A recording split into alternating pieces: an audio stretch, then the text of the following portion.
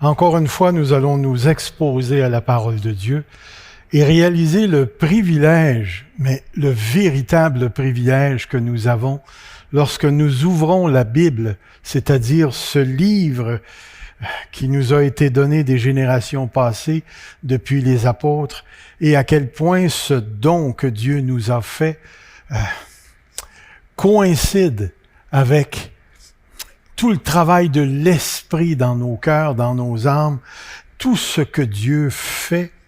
La parole est pour nous une grande richesse et c'est toujours bon de s'asseoir au pied de la parole de Dieu et de prendre le temps d'écouter. Alors, pourquoi introduire notre réflexion de ce dimanche matin avec cette idée de la parole de Dieu? Pour la simple raison que vous allez découvrir à travers le message l'importance du rôle de la parole de Dieu. Alors, vous savez que dans le chapitre 4, qui est véritablement l'introduction, ce qu'on pourrait dire, à l'éthique chrétienne, l'apôtre Paul recommande à l'Église de vivre dans la sainteté à partir du verset que pasteur Roxane nous a lu ce matin, qui disait que ce que Dieu veut, c'est que nous progressions dans la sainteté. Et ensuite, l'apôtre Paul va s'adresser au sujet de la sexualité, comme pasteur David nous en a parlé la semaine passée.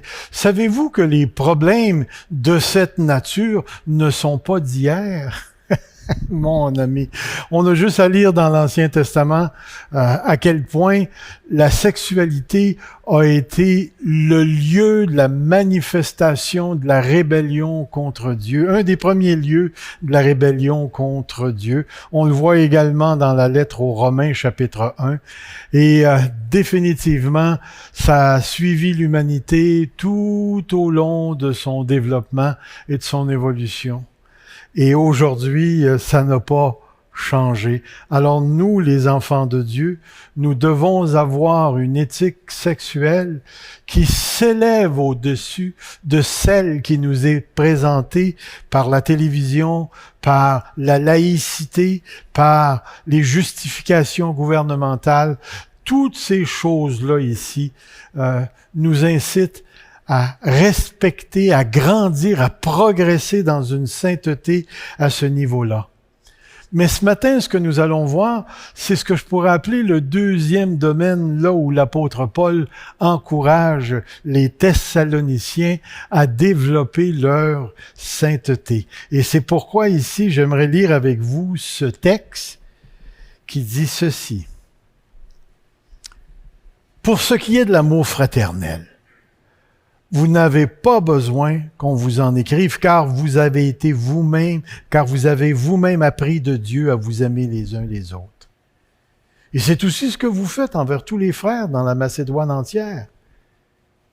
Mais nous vous exhortons, frères, à abonder toujours plus dans cet amour et à mettre votre honneur à vivre tranquille, à vous occuper de vos propres affaires, à travailler de vos mains, comme nous vous l'avons recommandé, en sorte que vous vous conduisiez honnêtement envers ceux du dehors et que vous n'ayez besoin de personne. Que vous n'ayez besoin de personne. Ce texte s'inscrit dans l'éthique. En passant, vous savez la différence entre la morale et l'éthique. La morale s'adresse aux valeurs que nous avons. Par exemple, le mariage est une valeur. La mort et la résurrection de Jésus-Christ est une grande, grande valeur pour nous qui sommes les enfants de Dieu. Mais l'éthique s'adresse au faire. Comment faire le bien, comment éviter le mal, comment déterminer si une chose est bonne ou mauvaise. Alors, l'apôtre Paul nous présente un autre morceau de l'éthique chrétienne en rapport, toutefois, avec le concept du travail. Et c'est pourquoi ici, nous allons faire 3 observations très intéressantes à partir du texte qui est placé devant nous. Et la première que j'aimerais mettre devant vous, c'est celui-ci. Une constance dans 2 sphères de relations. Dans 2 sphères de relations. Si vous regardez ici le texte, vous allez voir en jaune ces deux sphères. Vous avez appris de Dieu à vous aimer les uns les autres et c'est ce que vous faites.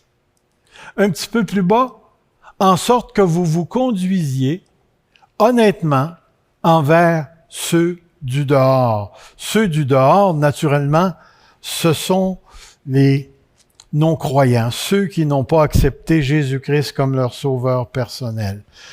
Et on va parler un tout petit peu du témoignage. Vous savez ce que c'est qu'un témoignage? Dans un dictionnaire, c'est écrit « action de rapporter un fait, un événement servant à établir la vérité ». Dans une autre, c'est-à-dire dans son champ sémantique, nous retrouvons « déposition d'un témoin devant le juge ». Et en troisième, preuve marque extérieure d'un sentiment général, généralement agréable, un témoignage d'amour, d'amitié, et ainsi de suite. Lorsque je lisais cette définition-là, je me disais, les trois aspects s'adressent au témoignage chrétien. Nous avons à rapporter des faits qui sont conformes à la vérité. Toutes les fois que je dis à une personne, je suis un enfant de Dieu, à l'âge de 19 ans, j'ai été sauvé, j'ai reçu Jésus-Christ comme mon sauveur personnel, et l'Esprit de Dieu est venu habiter en moi, et depuis ce temps-là, il s'est installé cette conviction que j'ai maintenant le pardon de tous mes péchés et le don de la vie éternelle. Je suis en train de témoigner, c'est-à-dire de rapporter un fait, un événement qui sert à établir une vérité. Le Serge Pinard d'avant 19 ans et le Serge Pinard d'après 19 ans n'est pas le même. Il ne vit plus à partir des mêmes convictions. Et lorsque je parle d'un fait. Déposition d'un témoin devant le juge.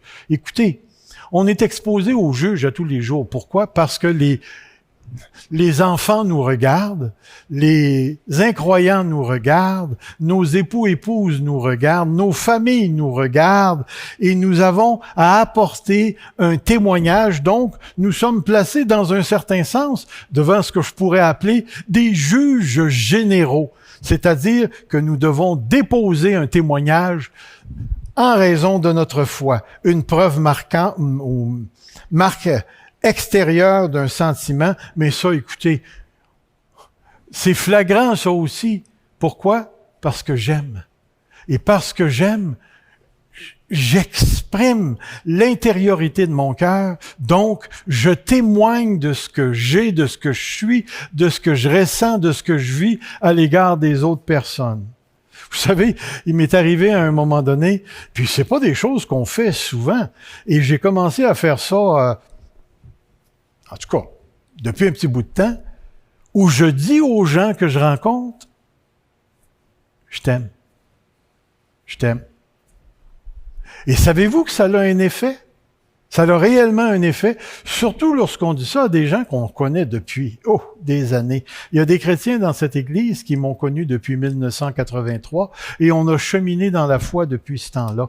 Alors je bénis Dieu pour le fait que nous sommes des témoins et que nous avons à rendre témoignage. Mais selon le texte que nous avons devant nous ici, nous avons à rendre témoignage à deux niveaux.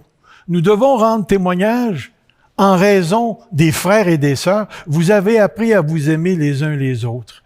Et témoigner de la présence de l'amour de Dieu dans nos cœurs signifie véritablement que nous nous soucions des besoins des uns des autres et que Dieu nous place en situation pour venir en aide, pour prendre soin, pour supporter tout ce que la parole de Dieu pourrait nous présenter dans ce qu'on appelle les uns les autres. Mais il y a aussi l'autre côté, puisque Dieu n'a pas voulu qu'en se convertissant, nous quittions ce monde. Père, je ne te prie pas de les ôter du monde. Ce serait tellement, mon ami, que ce serait le fun. Tu te convertis, tu t'en vas au ciel. Moi, j'aurais aimé ça, en tout cas. Ça m'aurait évité bien des troubles. Mais c'est pas le cas. Tous les jours, nous sommes appelés à vivre notre christianisme devant les incroyants. Devant les incroyants. Et de plus, j'aimerais rajouter ceci parce que c'est quelque chose que j'ai souvent entendu. Moi, je témoigne pas en parole, mais je témoigne par ma vie. Parfait, j'ai aucun problème. Mais le témoignage biblique implique nécessairement la notion de parler, la notion de dire, la notion de rendre témoignage. Aucune garantie que ce témoignage verbal produira des fruits positifs. Il y a des gens qui, après avoir témoigné, ont été tués. Il y a des gens, prenez comme les apôtres, ils ont témoigné devant le Sanhédrin, puis ils ont été battus de verge. D'autres ont été crucifiés, d'autres sont morts.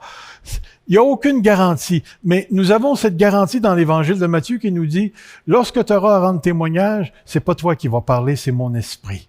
Et j'ai vécu des expériences où, écoutez, j'ai dit des choses que je m'attendais pas à dire et ça l'a pénétré le cœur des personnes qui étaient en avant de moi et ces gens-là se sont convertis. On a même débuté une église, mon épouse et moi, dans un tel contexte où, dans le temps, tout ce qu'on avait pour rejoindre les gens, il y avait tellement peu de chrétiens, c'était le porte-à-porte.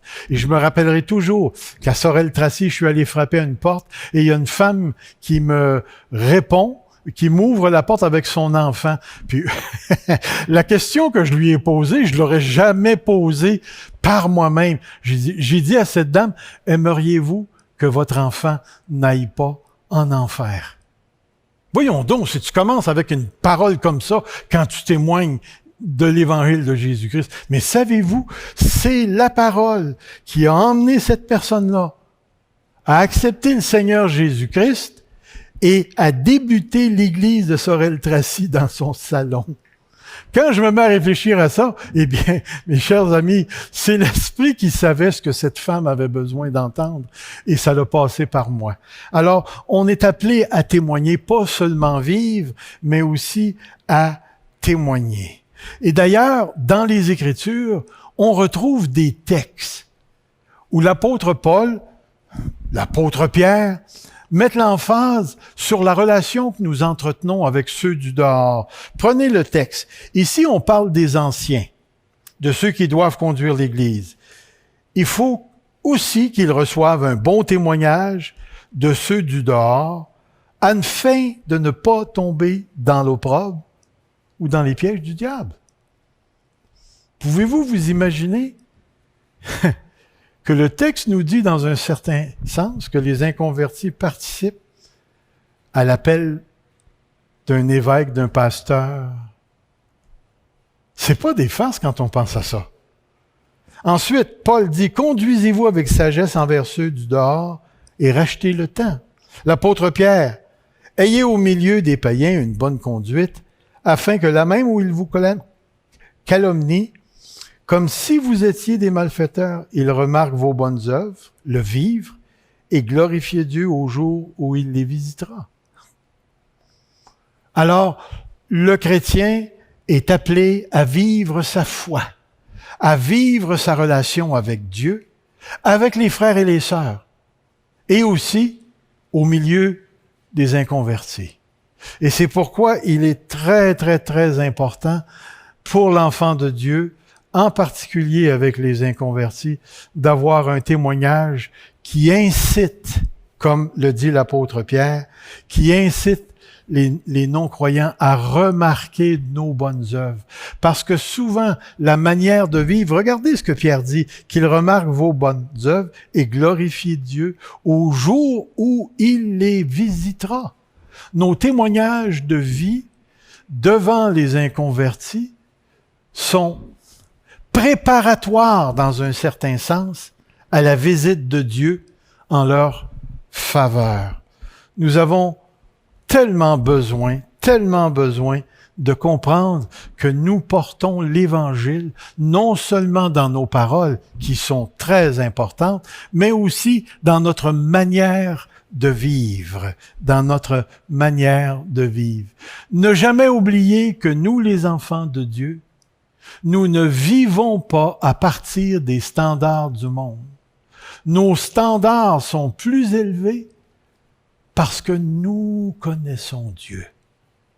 Donc, l'idée d'avoir une bonne conduite l'idée d'avoir des paroles de sagesse, c'est le témoignage que nous vivons à partir d'une moralité plus élevée, que nous avons des valeurs spirituelles dans le sens qui nous viennent de l'esprit, en raison de la nouvelle naissance que nous avons vécue, qui nous viennent de la compréhension de la parole de Dieu.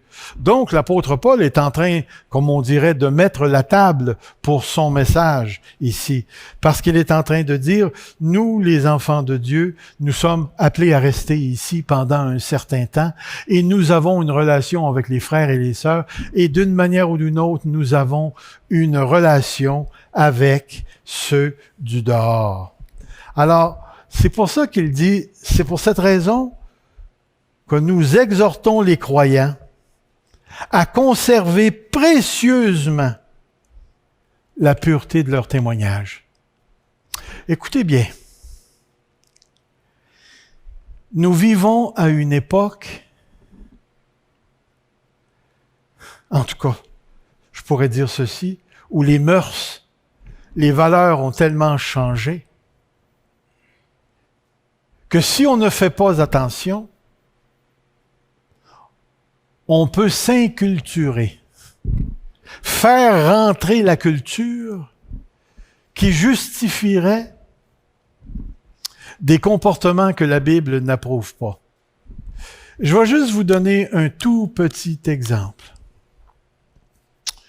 Vous avez un chrétien ou une chrétienne qui s'en va à l'université, qui se trouve un loyer, puis elle a besoin d'une coloc.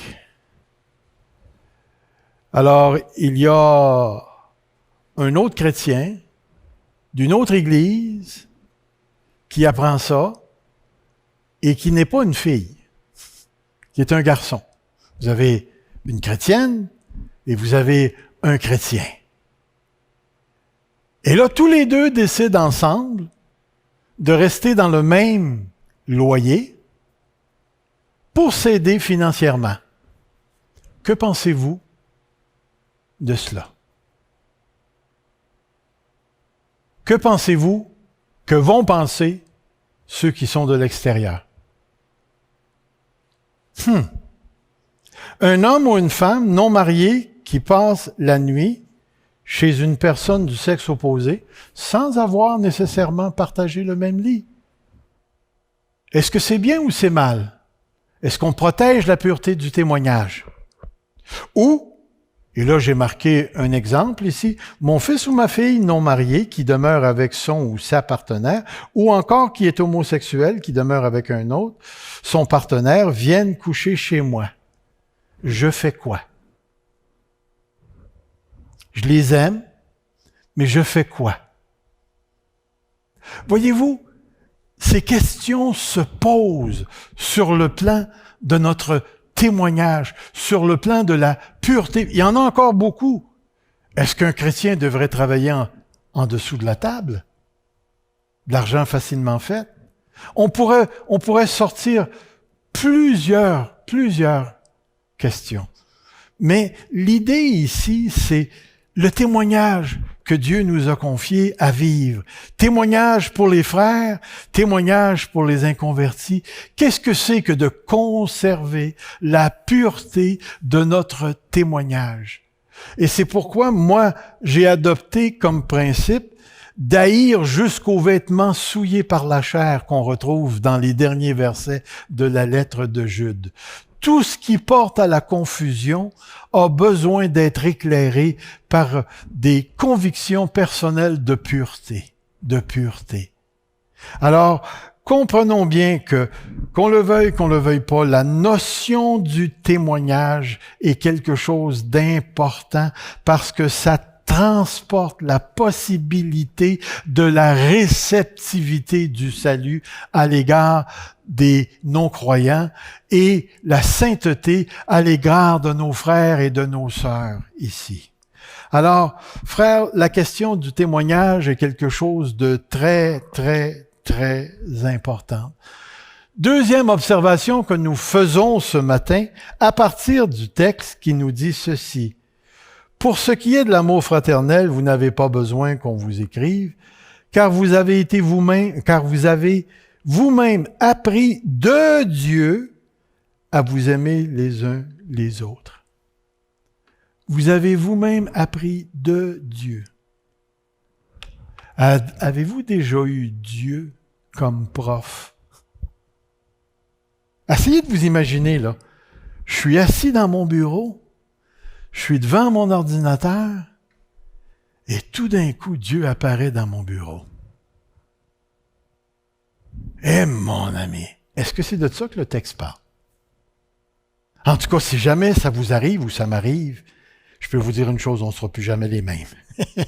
Ça, j'en suis convaincu. Pour les quelques manifestations de Dieu que j'ai vécues dans ma vie, ça a eu tout un impact sur moi. Alors, moi, c'est une phrase qui m'a toujours chatouillé un tout petit peu, parce que je me disais, Seigneur, comment est-ce qu'on peut être enseigné de Dieu?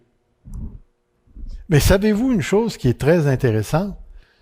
C'est que la lettre elle-même nous enseigne. Regardez bien ce que j'ai écrit. Par l'introduction du mot théodidactoi.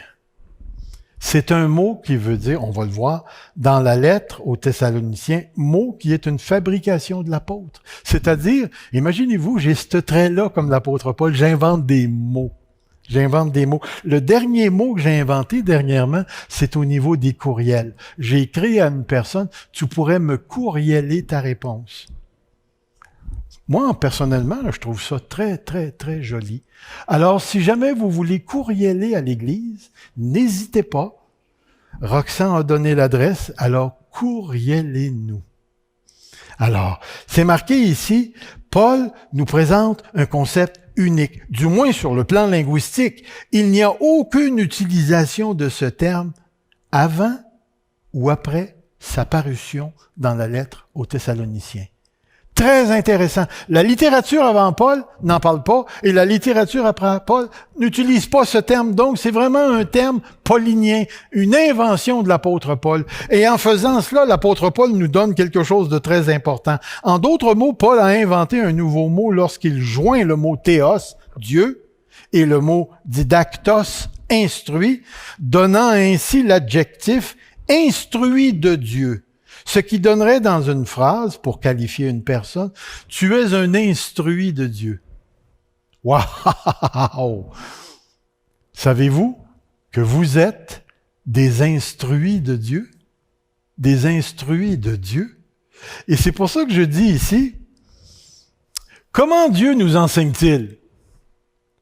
Dans ce contexte, il ne s'agit pas d'être enseigné individuellement, mais en groupe, car vous avez vous-même appris de Dieu.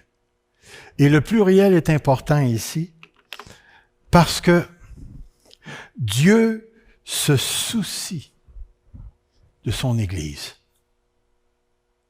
Et Dieu est impliqué dans l'enseignement de son Église. C'est pas pour rien que le Saint-Esprit travaille encore aujourd'hui et communique encore avec l'Église pour qu'elle apprenne ce qu'est la volonté de Dieu, ce que Dieu veut pour elle et ce que Dieu désire voir se réaliser dans son Église, Mais je vais vous présenter ici une possibilité que je pense est fidèle à la parole de Dieu ici. Regardez, la lettre elle-même nous dit ceci. 1 Thessaloniciens 2,4, et remarquez le mouvement ici. Mais selon que Dieu nous a jugés dignes de nous confier l'Évangile, ainsi nous parlons. Dieu nous confie l'Évangile, ainsi nous parlons, non comme pour plaire à des hommes, mais pour plaire à Dieu qui sonde nos cœurs. Dans le chapitre 1,8, c'est marqué, non seulement, en effet, la parole du Seigneur a retenti chez vous dans la Macédoine.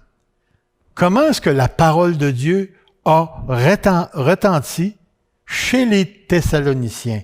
Mais regardez le verset 2,13. C'est pourquoi nous rendons continuellement grâce à Dieu de ce qu'en recevant la parole de Dieu, que nous vous avons fait entendre.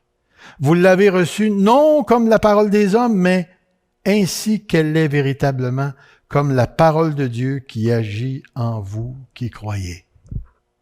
Donc, on retrouve cette dynamique. Comment Dieu enseigne-t-il, du moins dans le contexte? Dieu, l'apôtre, les Thessaloniciens. Dieu, l'apôtre, les Thessaloniciens. Dieu a confié l'Évangile à l'apôtre Paul, et l'apôtre Paul a fait en sorte que l'Évangile retentisse dans toute la Macédoine et chez les Thessaloniciens. Donc, vous avez un certain mouvement particulier et vous avez un mouvement inspiré parce que la dynamique qui nous est présentée est à la base de l'inspiration de la parole de Dieu. C'est-à-dire que Dieu donne son message à des personnes tout à fait appointées à ce titre et ces personnes prennent le message de la parole que Dieu leur a confiée et la propage à travers les sphères culturelles de leur existence. Alors, c'est pourquoi lorsqu'on parle de l'inspiration des Écritures, on ne peut même pas s'imaginer une absence de la participation humaine dans le processus de la formulation de la parole de Dieu, c'est-à-dire la Bible ici. Et c'est pourquoi, en raison des écrits néo-testamentaires, le ministère d'enseignement des apôtres n'a pas cessé. N'a pas cessé. Toutes les fois que nous ouvrons la Bible, en Église ou individuellement, nous sommes des instruits de Dieu par le ministère des apôtres. Imagine-toi, réfléchis, pense bien ici, à quel point la parole de Dieu joue un rôle tellement important dans la formation de ta foi, dans la manifestation de ta vie pratico-pratique. Toutes les fois que tu lis les Écritures, tu as une relation avec le texte. Mais le texte que tu as dans les mains provient justement de ceux que Dieu a appointés. Et ceux qui ont été appointés, à travers toute leur personnalité, parce que je pense pas qu'ils ont été des robots lorsqu'ils ont écrit, ce qu'on appelle l'inspiration mécanique, moi je crois pas à ça. Moi je crois plutôt que l'Esprit de Dieu a travaillé à travers les apôtres, à travers les prophètes, à travers les écrivains bibliques, à travers leur personnalité, à travers leurs idées, pour déposer ce que Dieu voulait laisser comme cadre référentiel à son Église pendant des siècles et des siècles et des siècles. Et nous, en tant qu'Église, nous devons passer cette parole, ce message de Dieu qui s'est arrêté dans le temps.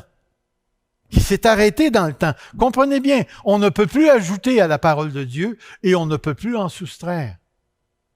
Et c'est le point de référence qui s'est arrêté dans le temps, à partir duquel toutes les cultures doivent s'ajuster. C'est-à-dire, tous les chrétiens, dans peu importe la culture. Vous savez que les Chinois pensent pas comme nous, que les Russes pensent pas comme nous, que les Africains pensent pas comme nous. Ils font pas les choses de la même manière que nous. Ils ont même pas souvent les mêmes perceptions que nous avons. Nous, quand on regarde un arbre, on voit un arbre. Tandis que lorsqu'une culture plutôt autochtone regarde un arbre, il y a peut-être toute une conception de la terre qui vient avec ça. Tandis que nous, lorsqu'on regarde un arbre, on dit « Tiens, je peux avoir 3 cordes de bois pour me chauffer cet hiver. » C'est pas parce qu'on a des différences de perception que la parole de Dieu change. Le message est arrêté dans le temps. L'adultère, dans le temps de Moïse, est encore adultère en 2021. C'est important pour nous de réaliser que nous avons un pieu historique planté par le Saint-Esprit dans l'histoire pour déterminer nos valeurs et guider nos pratiques. Alors, être enseigné de Dieu, mon ami, c'est de s'asseoir au pied de la Bible. Tu peux la lire, je peux la lire. Et ceci m'amène à réfléchir juste un petit moment sur notre rôle à nous, les enseignants. Vous rappelez-vous de ce que la Bible dit? Que ceux qui enseignent prennent garde parce qu'ils vont te juger plus sévèrement. Et dans la lettre aux Corinthiens, je ne me rappelle plus si c'est laquelle, lorsqu'il parle que l'œuvre d'une personne va passer par le feu, et puis que s'il a semé avec de l'or, des diamants, blablabla, son œuvre va passer au travers le feu. Mais ceux qui, tout simplement, ont bâti avec du chaume, du bois, et ainsi de suite, vont sortir de là avec leur pyjama. That's it. Puis encore là, peut-être juste des bas. Mais ce qui est important pour nous ici de réaliser, c'est que ce passage-là, avant de s'appliquer aux chrétiens, c'est un passage qui est adressé aux pasteurs, aux leaders. Nous ne pouvons pas manipuler la parole de Dieu n'importe comment. Nous ne pouvons pas faire dire à la Bible ce que nous voulons qu'elle dise. D'où la nécessité, Éphésiens chapitre 4, d'avoir des enseignants formés, ferrés, qui sont capables de traiter. Mais ça ne veut pas dire que parce qu'il est ferré, qu'il a été au séminaire, qu'il a bâti une bonne connaissance des langues bibliques et qu'il a fait beaucoup de théologie, que cette personne-là nécessairement dit toute la vérité, rien que la vérité, je le jure. Non. On reste encore des interprètes qui ont continuellement besoin de s'asseoir au pied de la parole de Dieu pour entendre ce que l'Esprit dit à l'Église.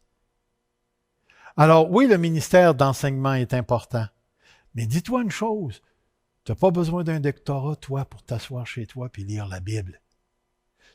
Et puis, malheureusement, j'ai appris que beaucoup de chrétiens ne lisent plus la Bible. Frères et sœurs, prends le temps de t'asseoir au pied de la parole de Dieu. Prends le temps de l'écouter. Pas juste la lire, mais de l'écouter. De lire un petit bout de phrase, puis de laisser ce petit bout de phrase-là faire son travail dans ton cœur. Des fois, je vais lire un passage, puis je le lis, mais je ne suis pas touché. Alors, je me ferme. Floup, je zippe. Et là, je me mets dans le silence, puis j'attends. J'attends. Des fois, j'attends pas longtemps, puis des fois, j'attends longtemps. Et je ne peux pas te dire pourquoi, mais à certains moments donnés, ce texte-là commence à me parler, commence à me dire quelque chose. Et généralement, ça me fait tellement de bien. Alors, je t'encourage, écoutez, si Dieu nous a laissé le Saint-Livre, c'est exactement ça. C'est parce que Dieu veut qu'on soit instruit par lui, de lui. Que Dieu nous dirige dans ce domaine. Et c'est pourquoi ici, vous savez, combien de fois j'ai rencontré ça? L'incroyant qui me dit « Hey, la Bible a été écrite par des hommes. » Aucun problème, mon ami. Écoute, si Dieu est pour parler à des hommes, il faut qu'il y ait des hommes qui parlent au nom de Dieu. Mais j'ai marqué, c'est vrai, mais pas seulement des hommes, mais des hommes sous la direction de l'Esprit. Et moi, souvent, ce que je vais faire, c'est que je vais dire à l'incroyant, mais je te mets au défi de la lire. Fais juste lire l'Évangile de Jean et de voir s'il y a du mensonge dans la Bible. Si tu en trouves, on se repentira. Mais prépare-toi. Prépare-toi. Parce que quand tu lis la parole de Dieu, c'est elle qui trouve du mensonge en toi. Alors, c'est vrai que la Bible est une croisée. C'est une croisée où le divin et l'humain se rencontrent. Et c'est exactement ce que veut Dieu. Vous n'avez pas besoin qu'on vous enseigne. Vous avez vous-même été instruit de Dieu. Instruit de Dieu. Nous arrivons à la troisième observation que l'on retrouve encore dans ce texte. Mais nous vous exhortons, frères, à abonder toujours plus dans cet amour. Ensuite, et à mettre votre honneur à vivre tranquille, à vous occuper de vos propres affaires, à travailler de vos mains comme nous vous l'avons recommandé, en sorte que vous vous conduisiez honnêtement envers ceux du dehors et que vous n'ayez pas besoin de personne. Ouh. C'est tout un petit bout de phrase, des petits bouts de phrases, mais qui ont un impact très important. Si je mettrais la structure de texte de cette manière, c'est-à-dire comme ceci, vous verriez, nous vous exhortons, frères. Et là, dans le texte, l'apôtre utilise ce qu'on pourrait appeler 4 infinitifs de recommandation. C'est comme s'il donnait des ordres sans nécessairement laisser paraître que c'est un ordre. Mais c'est un ordre. C'est un ordre, c'est une recommandation avec une certaine intensité où l'apôtre Paul dit, écoutez, on vous exhorte, abondez toujours plus dans cet amour. Ensuite, mettez votre honneur à vivre tranquille. Donc, c'est des commandements qu'il donne. L'apôtre Paul continue de travailler sur une certaine conception. Et comme vous pouvez voir, toute cette affaire-là est reliée jusqu'à un certain point au milieu du travail. Mais ce texte a causé beaucoup de difficultés aux exégètes et je vous dis pourquoi. 2 arrière-plans possibles. C'est-à-dire que un certain groupe, je ne sais pas si vous pouvez lire, je vais vous le mettre, c'est écrit petit. Je vais vous le lire en passant. Un certain groupe d'exégètes pense que le problème était interne à la vie de l'Église. C'est-à-dire qu'il y avait quelque chose qui se passait dans l'Église qui allait pas trop droit. C'est un peu comme si tu t'en vas dans ta voiture, puis tu as toujours l'impression que ta voiture tire à gauche. Et là, tu penses qu'elle est désalignée, mais c'est peut-être un pneu qui est mal soufflé. Le problème est interne à la voiture. Alors ici, possiblement, certains exégètes ont suggéré que parmi les Thessaloniciens, il y avait des personnes qui demandaient du soutien financier qui leur ont été refusés. Et après ça, ces gens-là se sont mis à s'ingérer dans l'administration de l'Église. D'autres ont suggéré qu'il y avait des interférences dans l'Église en raison de quelque chose qui était refusé.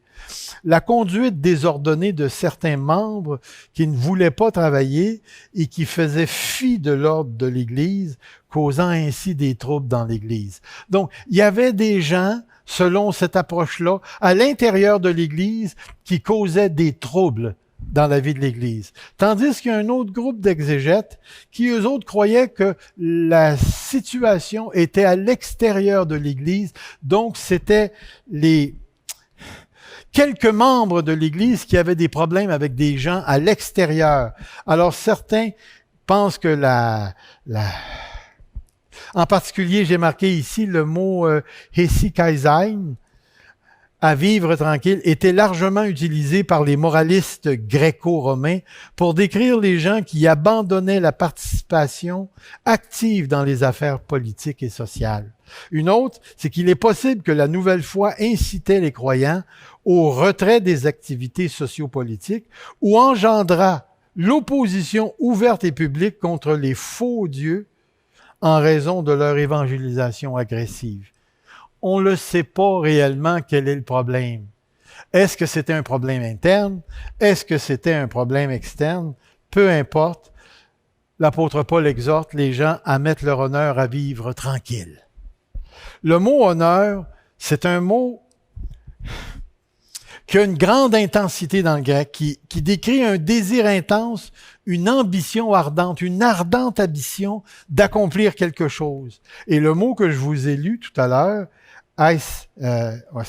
hesychaesein, être religieux, ou être silencieux plutôt, être dans le calme, être tranquille. Donc, de mettre votre ambition ardente à la tranquillité. Savez-vous, quand j'ai lu ça, je me suis imaginé que j'étais assis sur une chaise, puis j'avais pogné les barreaux de la chaise, puis qu'il y avait des gens qui essayaient de me lever de la chaise. Et là, moi, je voulais rester assis, tranquille. Alors, c'est un peu l'image. Fais tous tes efforts pour vivre tranquille, pour vivre dans la tranquillité. Paul exhorte les Thessaloniciens à poursuivre avec ardeur et intensité une manière de vivre qui fait pas de trouble. Alors nous, les enfants de Dieu, peu importe, nous ne sommes pas là pour faire du trouble. Deuxièmement, à vous occuper à vos propres affaires. La phrase est difficile à interpréter en raison du manque de contexte, mais dans notre langage moderne, on pourrait traduire « arrêtez de fouiner dans les affaires des autres ». Arrêtez de fouiner dans les affaires des autres. Mêle-toi pas à ce qui te regarde pas. C'est un peu ça ici. Et probablement qu'il y avait des enfants de Dieu, je ne sais pas à quel niveau, soit que ce soit dans les affaires sociales, ou ce soit que c'était dans les affaires de l'Église, qui avaient les mains partout, qui fouinaient partout, qui voulaient s'impliquer dans toutes sortes de choses, qui en fin de compte étaient animés d'un désir autre que la tranquillité et causaient des problèmes chez eux ici. Travaillez de vos mains. Pour nous, les gens du 21e siècle, nous interprétions cette phrase métaphoriquement en disant « fais ton ou ta job ». Toutefois, rappelez-vous qu'à l'époque de l'apôtre Paul, la grande majorité des populations travaillaient littéralement de leurs mains. Il n'y avait pas de travail, de télétravail à la maison. Il n'y avait pas cette technologie à ce moment-là. Et pour comprendre, j'ai l'impression, pour comprendre ce petit bout de phrase, il faut réellement aller dans la deuxième lettre. La deuxième lettre qui nous enseigne quelque chose au niveau de croyants qui étaient parasitaires. Vous savez ce que c'est qu'un parasite? Regardez ici. J'ai regardé dans le dictionnaire Antidote qui dit « En biologie, c'est un organisme animal ou végétal qui vit aux dépens des autres organismes auxquels il cause des dommages plus ou moins graves sans cependant le détruire. Personne qui vit aux dépens d'autrui de la société. » Ensuite, parasite, perturbation dans la réception des signaux radioélectriques en sciences. C'est intéressant quand tu regardes ça. Regardez maintenant le texte. « Car lorsque nous étions chez vous, nous vous disions expressément, si quelqu'un ne veut pas travailler, qu'il ne mange pas. Nous apprenons cependant qu'il y en a parmi vous quelques-uns qui vivent dans le désordre, qui ne travaillent pas, mais qui s'occupent de futilité. » J'ai l'impression que ce texte, c'est vraiment ce que l'apôtre Paul dit dans la première lettre. Nous invitons ces gens-là et nous les exhortons par le Seigneur Jésus-Christ à manger leur propre pain en travaillant paisiblement. On retrouve tous les éléments de l'exhortation qui a été donnée au chapitre 4. Ici. Il y avait dans l'Église des gens qui ne voulaient pas travailler et qui voulaient profiter de l'Église et qui, dans un certain point, comme l'apôtre Paul l'apporte, vivaient dans le désordre. Et ce désordre causait des troubles dans la vie de l'Église. Et ceci nous amène à penser à une question très importante. Que devons-nous penser des croyants et de l'aide sociale? Les croyants qui vivent de l'aide sociale. Est-ce que c'est bien ou c'est mal? Ouh, c'est toute une question. Toute une question. Parce que là, si le pasteur il dit que c'est mal, « Hey, ben moi j'en ai besoin de l'aide sociale. » Puis ici, il dit que c'est bien, mais tout le monde peut s'en aller là-dessus. Écoutez, les défis que nous vivons aujourd'hui, bien qu'ayant des points similaires ou analogue aux situations où on se trouvait, où se trouvaient ces gens-là, il reste que nous devons appliquer la parole de Dieu à nos circonstances, dans notre culture, dans nos situations. Et c'est pourquoi ici, avant de m'aventurer sur un terrain qui, selon moi, pourrait être glissant, parce qu'on pourrait dire que tous les chrétiens qui vivent du bien-être social sont paresseux et profitent, sont parasitaires, et puis qu'ils profitent des autres, puis ainsi de suite, tralala, tralala, tralala. Et laissez-moi vous dire que moi, je ne crois pas cela. Je ne crois pas cela du tout. Mais une chose que je sais, c'est que l'aide aux démunis, aux pauvres, à l'orphelin, à la veuve, on retrouve ça à travers toute la Bible. L'Église doit aider. Mais dans notre histoire canadienne et québécoise, à un moment donné, nous avons introduit, ou les gouvernements ont introduit, toute la nation de l'aide sociale, qui a encore aujourd'hui un impact énorme sur notre vie en société ici. Et c'est pourquoi il faut faire très, très, très attention. Et j'aimerais placer devant vous 2 guides importants ici. Le premier guide, c'est qu'il nous faut faire la différence entre ne veut pas travailler et n'est pas capable de travailler. Il y a 2 choses ici qui sont très, très, très importantes. Il y a des gens qui tout simplement pourraient travailler, mais ne veulent pas travailler. Et en raison de la structure sociale, ces gens-là profitent, selon moi, de quelque chose que d'autres pourraient profiter parce qu'ils ne sont pas capables de travailler ici. Et c'est important parce qu'il y a des moments. Avez-vous déjà tombé sur le chômage? Laissez-moi vous dire, c'est un véritable privilège d'être capable d'avoir du chômage. Mais quand le chômage finit et tu n'as pas de job, tu es capable de travailler, mais tu ne peux pas travailler parce qu'il n'y en a pas. Grand moment de crise. C'est tellement important pour nous de réaliser cette vérité-là. L'autre, c'est faire la différence entre un véritable besoin et vouloir profiter de. Vous savez qu'on aide aux pauvres à notre assemblée. Le nombre de personnes qui nous ont demandé de l'aide, j'ai besoin de manger, j'ai besoin de ci, j'ai besoin de payer ma facture d'électricité. Puis quand tu jases avec eux, tu sais très bien que ce qu'ils veulent, c'est d'avoir assez d'argent pour acheter leur joint de potes ou encore d'aller boire ou encore de profiter d'un bien-être. Écoutez, j'ai vécu une expérience qui est devenue une sorte de point de référence pour moi.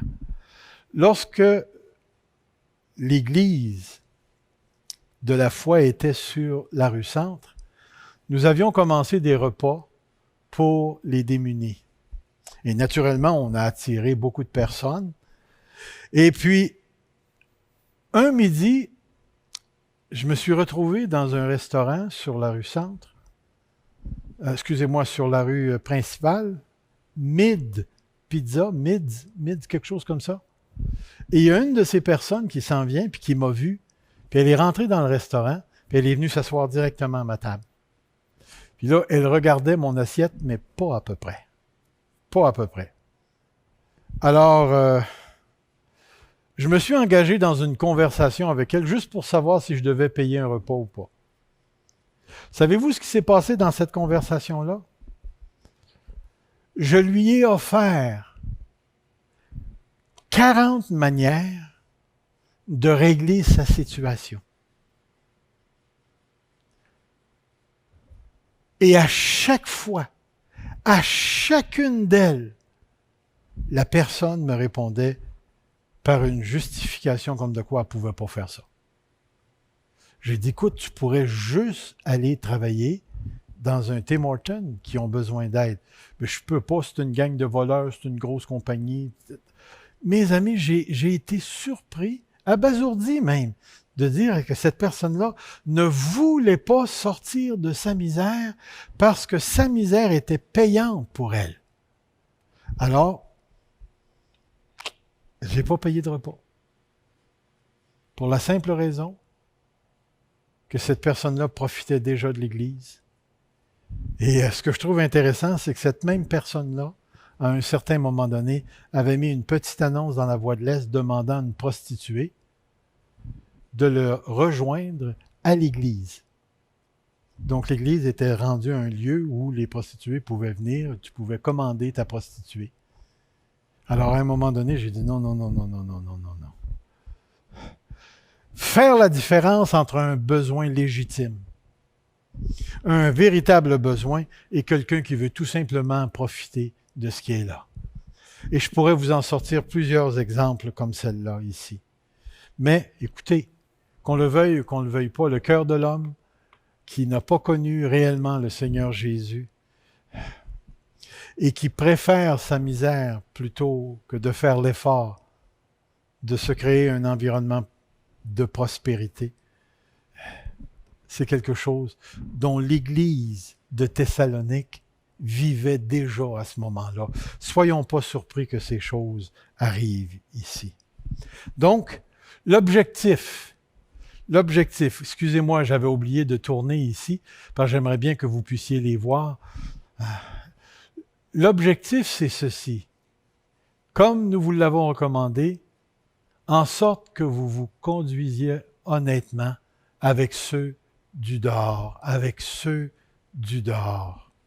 Se conduire honnêtement, chose tellement présente.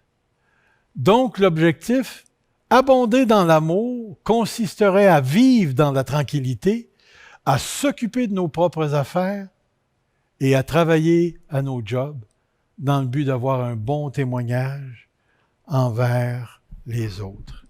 En parlant de témoignage, vous savez qu'on a vécu un événement cette semaine au bureau, hein? Nous avons eu une rencontre pastorale en présentiel, puisqu'on pouvait à ce moment-là. Et puis, à un certain moment donné, lorsqu'on était en réunion, il y a une jeune femme, dans la vingtaine avancée, je pense, qui est venue frapper à la porte et j'ai eu l'honneur de lui ouvrir la porte. Alors, en lui ouvrant la porte, elle m'a demandé, y a-t-il quelqu'un ici qui a une ultima? Alors, naturellement, l'un de nous quatre s'est levé parce qu'il avait une ultima. Et le grand gagnant, c'est le pasteur Gilles. Et savez-vous ce qui s'était passé? C'est que la jeune femme descendait la rue, elle a perdu le contrôle, elle a glissé dans notre stationnement, puis elle est entrée dans le côté de la voiture de pasteur Gilles. Et elle a réellement plié les deux portes, de sorte que, après la réunion, c'est moi qui ai eu l'honneur et le plaisir d'aller reconduire mon frère chez lui. La voiture était plus en condition de prendre la route. Mais ce que j'ai aimé de cet événement-là, c'est qu'à plusieurs reprises, Gilles est entré pour nous donner un petit compte-rendu. Puis il a répété 2-3 fois cette parole, c'est juste de la tôle. C'est juste de la tôle. Entre vous et moi, c'est vrai que c'est juste de la tôle, mais c'est un tas de tôle qui cause des troubles quand tu te fais rentrer dedans. Mais j'ai trouvé ça intéressant parce que c'est le témoignage de la jeune femme. Le témoignage de la jeune femme est qu'elle appelait sa mère. Et voici ce qu'elle a dit. Maman, c'est un bon monsieur. C'est un bon monsieur. J'ai appelé Pasteur Gilles cette semaine, j'ai dit, peux-tu me servir de ça dans mon sermon? Il a dit, oui, vas-y, sers-toi-en. Le témoignage est une chose tellement importante pour nous. Parce que nous transportons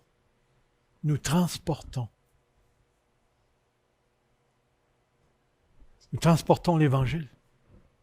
Nous transportons la parole de Dieu qui nous a été transmise par les apôtres. Et par cet Évangile que nous portons en nous et que nous publions par nos témoignages, ouvre la porte sur les possibilités de salut de tous ceux qui nous entourent. Quand la jeune fille est repartie, je m'imagine qu'elle savait maintenant qu'il y avait une église fusion qui regardait les voitures comme de la tôle. C'est-à-dire une église qui avait une perception plus élevée que le matérialisme.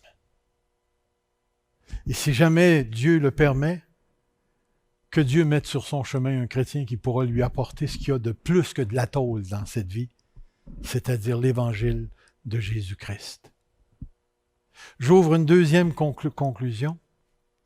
Puisque nous sommes porteurs de l'Évangile, comprenons bien que l'Évangile, ce n'est pas simplement de témoigner que Jésus-Christ est mort à la croix pour nous, qu'il a donné sa vie pour nos péchés et qu'il est ressuscité pour notre justification devant Dieu et que par la foi, Dieu dépose la justice de Christ dans nos cœurs de sorte que nous ne sommes plus condamnables, puisque Christ a pris sur lui notre condamnation. Je disais plus parce que l'Évangile contient aussi la nature des relations que nous avons, nous les enfants de Dieu, les uns avec les autres. Notre évangile, c'est le salut, mais la démonstration du salut, c'est ce qui se passe entre vous et moi. Tous connaîtront à l'amour que vous avez les uns pour les autres.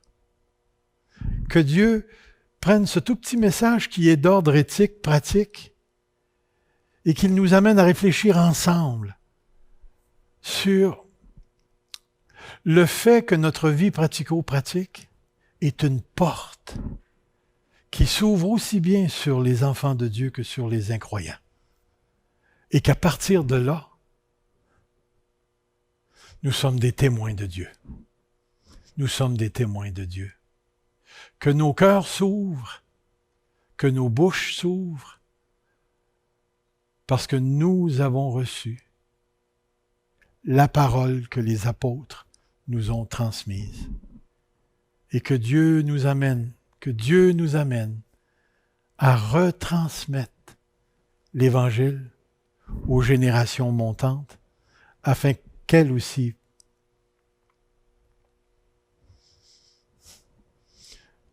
puissent démontrer la valeur de l'Évangile à leur Père. Que Dieu nous dirige ce matin. Laissez-nous savoir ce que vous pensez sur ces questions éthiques. Nous avons besoin des uns des autres parce que la parole de Dieu, la compréhension de la parole de Dieu restera toujours une activité en Église. Une activité en Église. Nous, les enfants de Dieu, nous comprenons la parole de Dieu ensemble parce que nous sommes des instruits de Dieu. Courbons-nous. Merci, grand Dieu, pour ce temps que nous avons passé ce matin. Remplis nos cœurs de cet honneur, cette ardeur à vouloir vivre dans la tranquillité, à éviter les troubles, à se centrer sur nos jobs qu'on doit faire, afin d'avoir une bonne conduite honnête parmi les inconvertis.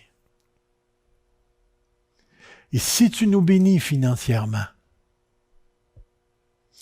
ne permets pas que nous fermions nos cœurs sur nos frères et nos sœurs qui sont dans le besoin, sur les incroyants qui sont dans le besoin. Remplis-nous de cette sagesse que nous avons besoin pour gérer les choses de Dieu. Il nous reste tellement peu de temps, Seigneur, alors que ton nom soit glorifié. Rends-nous efficaces pour la gloire de ton royaume. Amen.